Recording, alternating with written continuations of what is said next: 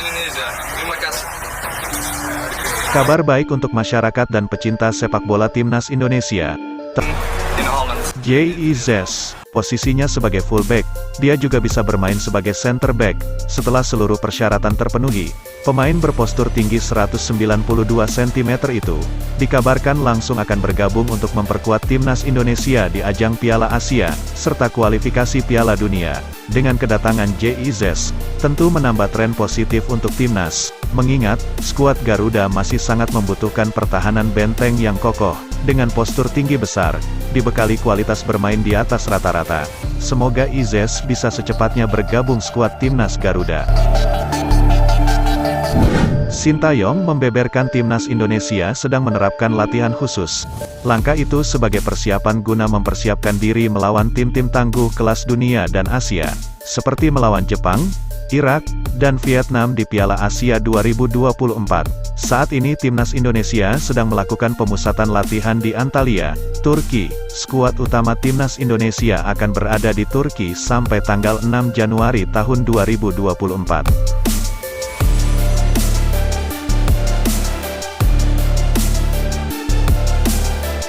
Pelatih Korsel tersebut memberi bocoran. Ada 3 poin penting yang digenggamnya, terkait strategi permainan tim berkelas. Pertama, mengantisipasi serangan lawan, dengan permainan alur bola pendek, dari kaki ke kaki atau tiki-taka. Sejauh ini, permainan bola-bola pendeklah yang terbukti paling efektif. Permainan ini tidak mudah diterapkan. Semua pemain harus bergerak secara bersamaan untuk mencari ruang. Setiap pemain memiliki tugasnya masing-masing. Dengan menerapkan permainan tiki-taka, mendominasi permainan tentu memiliki peluang kemenangan lebih besar, daripada menerapkan umpan panjang terus-menerus. Selain karena mudah dibaca lawan, permainan itu juga sudah kadaluarsa, dan kita selalu gagal dengan pola itu, seperti pertandingan yang sudah berlalu. Sintayong menerapkan menu latihan dengan skema permainan di ruang kecil yang sempit. Ini untuk melatih naluri mereka, respon permainan yang harus cepat, dan melatih agresivitas pemain saat melakukan tekanan atau saat sedang ditekan lawan. Pemain harus bisa secepat mungkin merespon permainan di ruang sempit. Naluri itu harus dibangun setiap individu pemain, untuk menciptakan kolektivitas permainan bola pendek, dari kaki ke kaki, dan harus bisa dilakukan di ruang yang sempit. Karena di ajang internasional, tentu pengawalan setiap pemain sangat intensif. Dan kita akan bongkar semua masalah itu, dengan naluri permainan kolektivitas secara tim.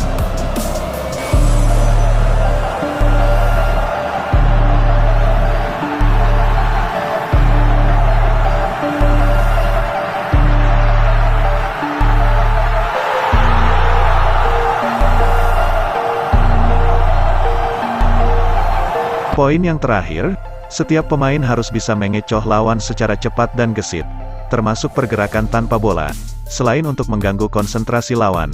Hal itu juga dapat membuka ruang. Sintayong meminta pemain, agar mereka bisa level tertinggi Asia.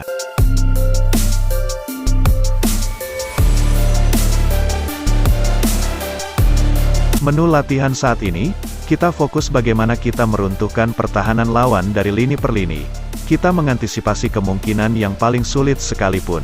Dengan latihan itu, diharap dalam situasi apapun para pemain sudah siap. Jika permainan itu semua berhasil kita lakukan dengan baik secara terkoordinasi dengan naluri yang juga baik, saya yakin, kita tidak hanya akan tembus ke 16 besar, bahkan bukan tidak mungkin kita melangkah lebih jauh. Sebetulnya pemain kita memiliki skill dan permainan yang baik, hanya saja koordinasi permainan kerap tidak berjalan baik. Selain itu, terkendala fisik pemain, yang rata-rata masih berada di level standar. Latihan dan persiapan ini, sekaligus mempersiapkan di pertandingan kualifikasi Piala Dunia. Saya upayakan, agar pemain kita terbiasa dengan permainan ruang sempit dengan naluri yang baik. Itulah menu latihan intensif Timnas Indonesia, dikutip dari CNN.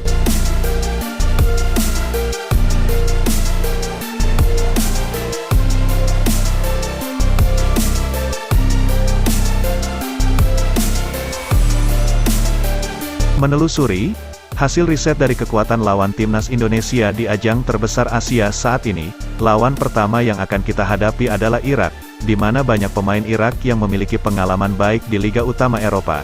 Bahkan Irak juga pernah meraih kemenangan di turnamen Piala Asia pada tahun 2007. Irak juga disebut, termasuk kandidat juara dalam turnamen ini. Lawan kedua yakni Vietnam, mereka bukan tim yang mudah, namun kita harus mengunggulinya. Ini harus kita lakukan, mengingat kekuatan Vietnam yang paling mungkin kita ungguli. Itu bukanlah hal yang mudah, tentu mereka juga melakukan hal yang sama. Vietnam akan berjuang mati-matian mengambil poin saat melawan Indonesia, maka dari itu, kita harus lebih siap dari mereka. Pertandingan berikutnya melawan Jepang. Jika lawan sebelumnya Irak dan Vietnam, kita masih berpeluang mencuri poin penuh. Namun untuk lawan yang satu ini, tentu berbeda. Level Jepang bukan lagi Asia, tapi salah satu tim terkuat dunia. Bahkan di pertandingan terakhirnya, Jepang 2 kali berturut-turut menggulung Jerman. Dengan kekuatan utama Jerman, Jepang melibas Jerman di pertandingan Piala Dunia, dan di pertandingan uji coba di hadapan puluhan ribu supporter Jerman. Pertandingan melawan Jepang kita harus realistis. Untuk mencuri 1 poin saja itu sudah sangat bagus.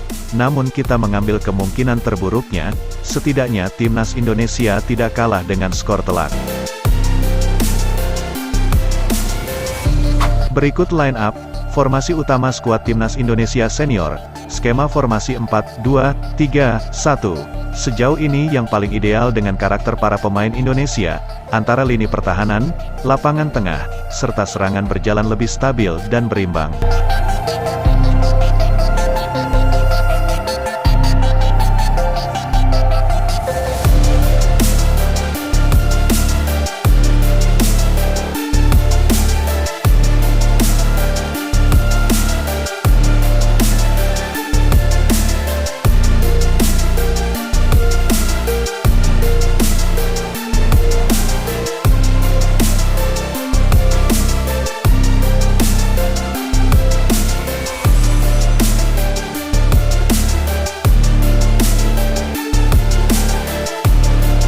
Sebelum meninggalkan tayangan ini, silakan Anda subscribe channel ini, agar Anda tidak ketinggalan semua berita serta jadwal pertandingan terbaru Timnas Indonesia.